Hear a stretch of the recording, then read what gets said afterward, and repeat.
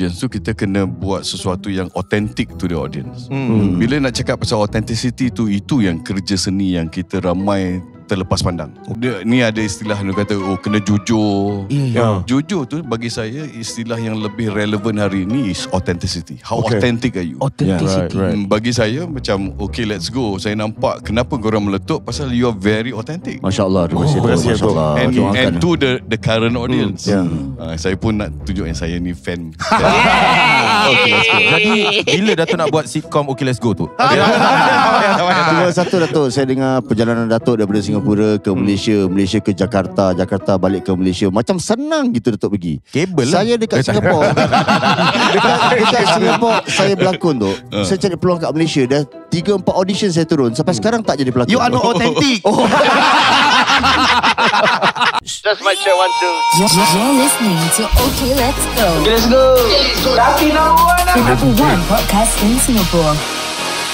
Baik, selamat kembali ke podcast Okay Let's Go. Yeah, hey. Kita berada di dalam sebuah art gallery in an undisclosed location. Yes, undisclosed Kita di mana ni? Tak boleh beritahu. Okey, boleh share rasanya kita di Kemensah, di betul-betul belakang Zoo Negara. Dan rupa-rupanya tersimpan satu rumah Khazanah mutiara yang di dalamnya dapat seni-seni yang memukau mata. Kau bisa kata all out ni apa cerita ni? Sebab dia bekas bos aku. Okay.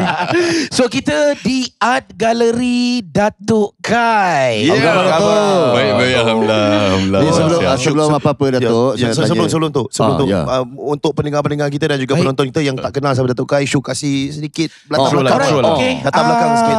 Ketika saya bermula dengan Raja Lawak dan Maharaja Lawak di Astro, bos besar yang saya perlu hadap kalau saya buat kes. Serius lah yang perlu menjawab kalau ketika saya buat lawak double meaning ke apa. So yang akan menjadi masalah ialah pada Datuk Kai. Ketika itu Datuk Kai merupakan salah seorang bos di Astro.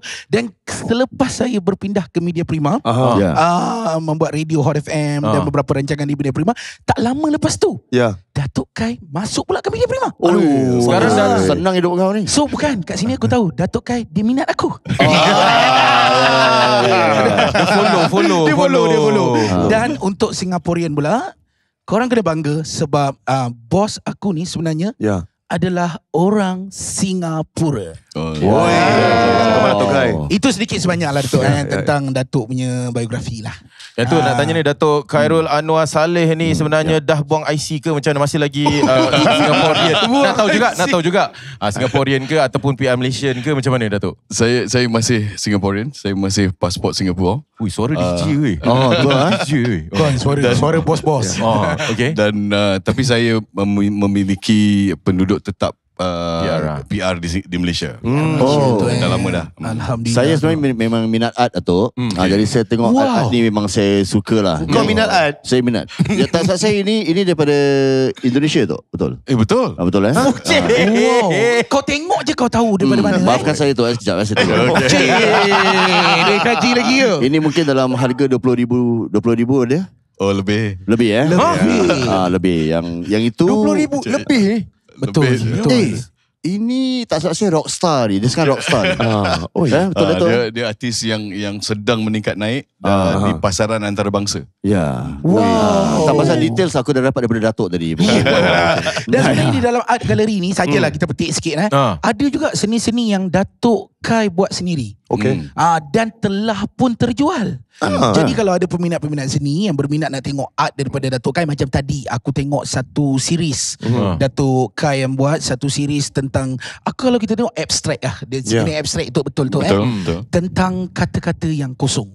Kalau nak tahu lebih kena datang sini tu. Okey, itu sedikit sebanyak tentang Datuk Kai lah. Terima kasih.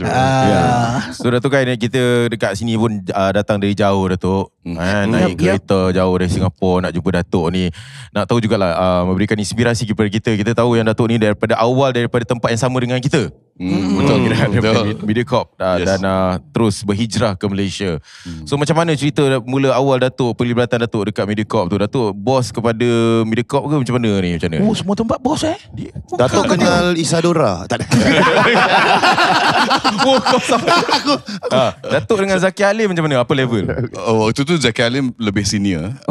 Tapi saya di TV, Zaki Halim di radio. Datuk do TV inside.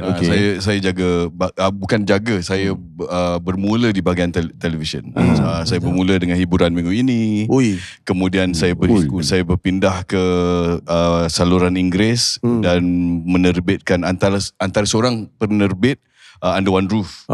Under One Roof tu memang meletup lah pada waktu tu. Sitcom di Singapura lah. Sitcom di Singapura. Favorite tu. Dia lebih kurang legend macam Pimpinan Tantu sini lah. Yes, betul. Puan Cukang tu. Cukang legend. Waktu tu bila kita nak buat Under One Roof, kita naik ke KL untuk belajar daripada Osman Hasham. Osman Hasham. Osman Hasham, kita jumpa Osman Hasham. siapa? Dia yang buat 2+1, Pimai Tangtu. Betul. Legend lah. Tok, kalau tak salah saya, Osman Hasham juga adalah orang Singapura kan? Bukan? Tidak, dia orang sini. Okey, orang sini. Wah, semua kita nak declare Singapore je. Claim. Okey. Jadi pada waktu tu selepas Under One Roof, saya lepas 3 tahun di Mediacorp, saya dah mula bosan. 3 tahun aja. 3 tahun saja. Bosan sebab apa Datuk? Sebab cabaran dia tak berapa. Dia tak mencabar. Tidak mencabar. Untuk sukakan sesuatu yang mencabar. Lepas bila dah repeat, dah pattern tu dah berulang, saya mula Decide. macam bosan lah. So saya cari tempat lain. Pada waktu tu arwah Nana, isteri kepada M. Nasir, Datuk M. Nasir, dia jemput saya untuk ke Kuala Lumpur. Kerana saya kenal mereka dalam dunia teater, dan waktu tu Luncai Mas sedang meningkat naik. M. Nasir macam-macam lagu dia buat. Keluarkan. Dia nak buka satu Luncai Mas production, video production. Ajak saya masuk. Saya kata okay lah, it's a new challenge. Saya tinggalkan Singapore. Join M. Nasir sekejap. Tapi waktu tu M. Nasir adalah kes-kes tertentu, skandal-skandal tertentu, bila dia mulut celupah dia pada waktu tu lah. Mulut. Dia karyawan. So pada waktu tu dia agak tersekat sikit lah perjalanan itu. Dan saya berhijrah ke Indonesia, ke Jakarta untuk setahun. Okey, dan Datuk pernah bekerja di production Indonesia juga? Pernah setahun.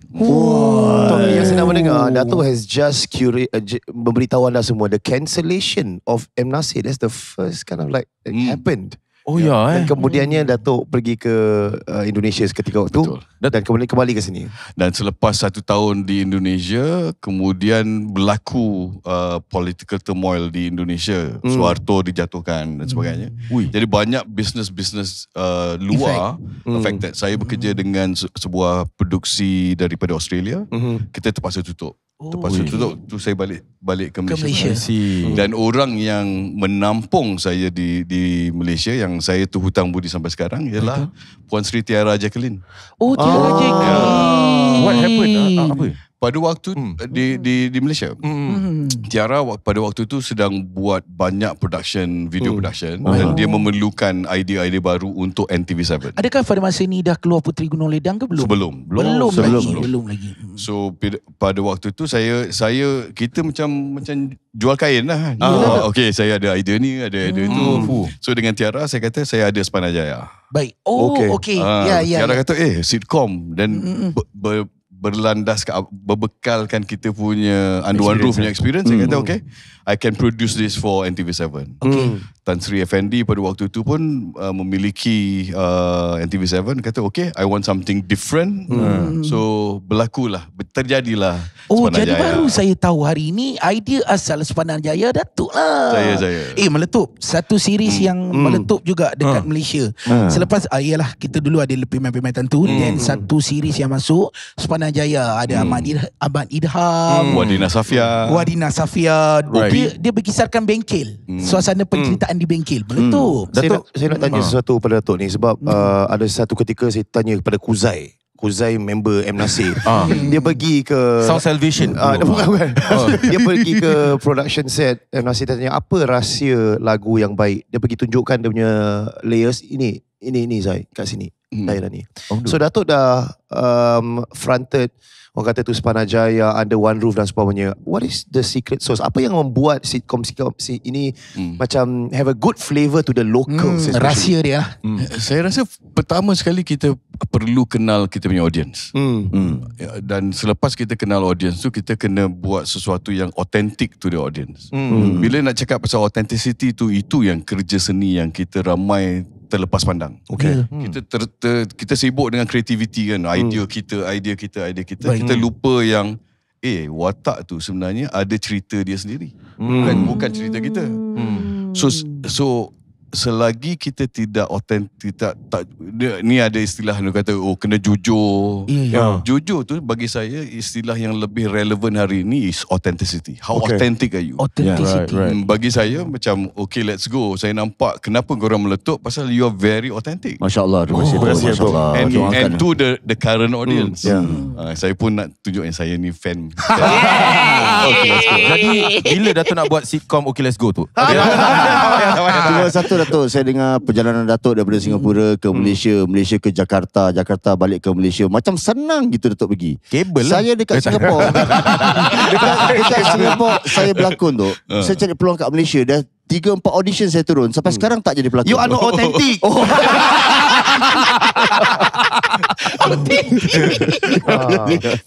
Apa soalan kau? Soalan Itu Macam mana tu? Kira memang Datuk Macam mana ada Datuk boleh tembus lah. Semudah itu. ada kabel ke macam mana?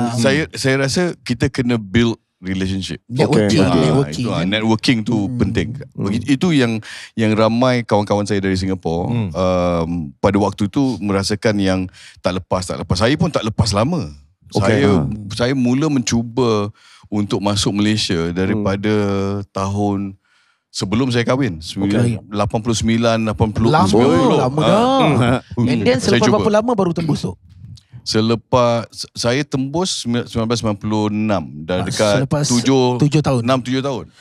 Tapi saya tak pernah give up sebab saya tak ada benda lain nak buat. Yes. Ini je jalan dia. Itu je, jangan give up. Saya nak tanya Datuk sebab it's really interesting sebab Syuk Malaysian, kami Singaporean dan ada kalanya our art dia orang kata tu cross country dan sebagainya. Datuk sebagai seorang creative mind, you know, you have a corporate mind juga, you pergi ke Malaysia.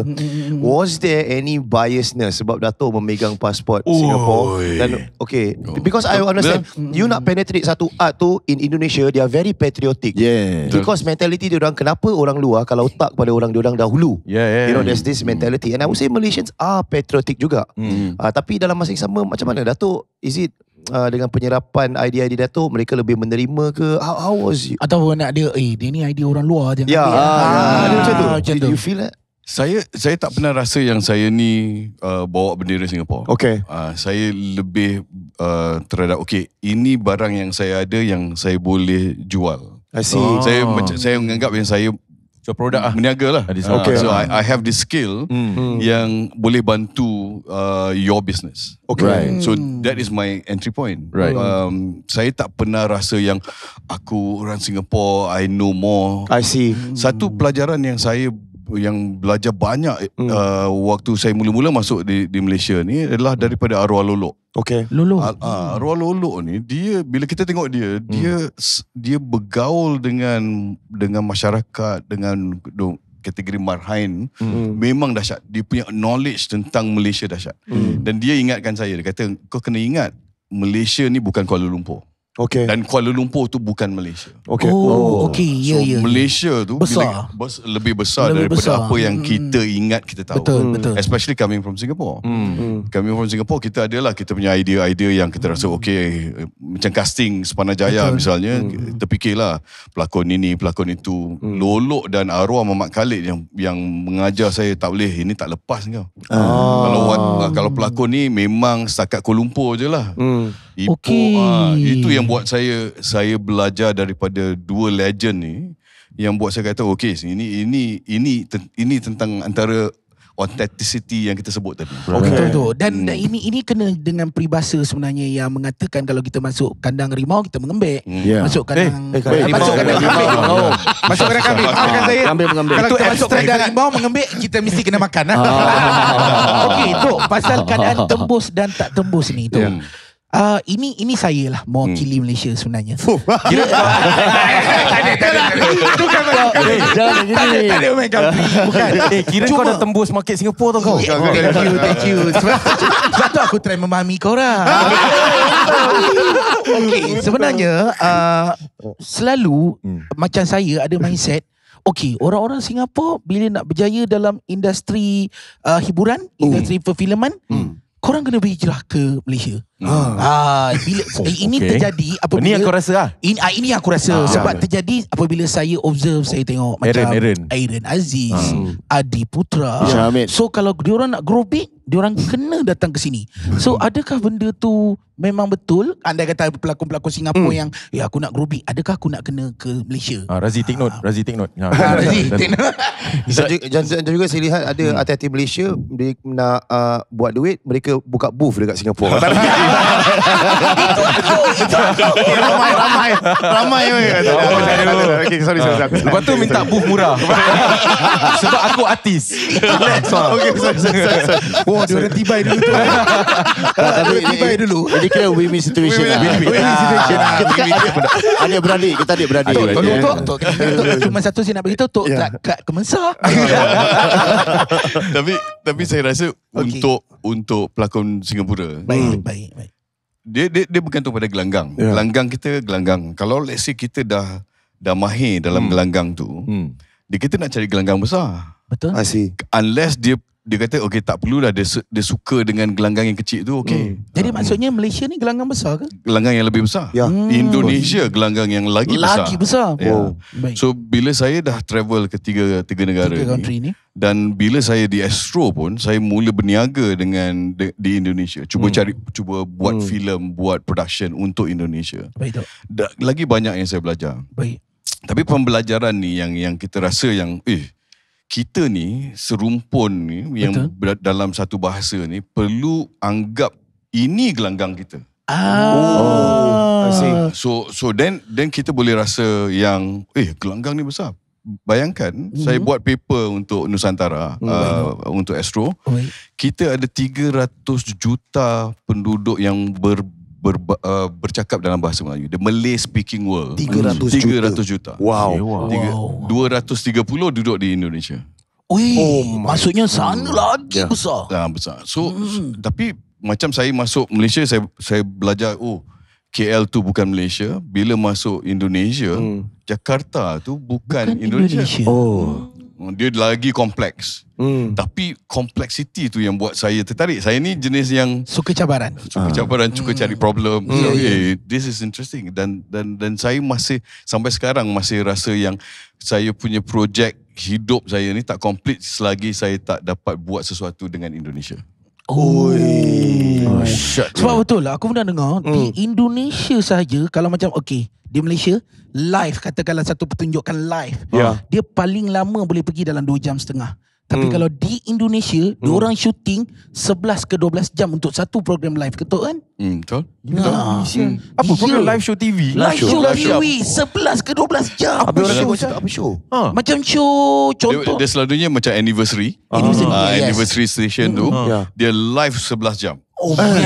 Yes. Dia ada kontes dangdut Indonesia misalnya. Dangdut Asia tu. Yes, 11 jam. Itu 5 ke 6 jam standard. All the way. Wah, payment host dia macam mana katnya? Gila Host dia dekat 7 orang macam tu. Tapi konsep dia macam konsep your live show. Okay. Your live show ada banyak host, ada banyak guest masuk. In selingan-selingan dia adalah music dan pertandingan dangdut. I see. Right.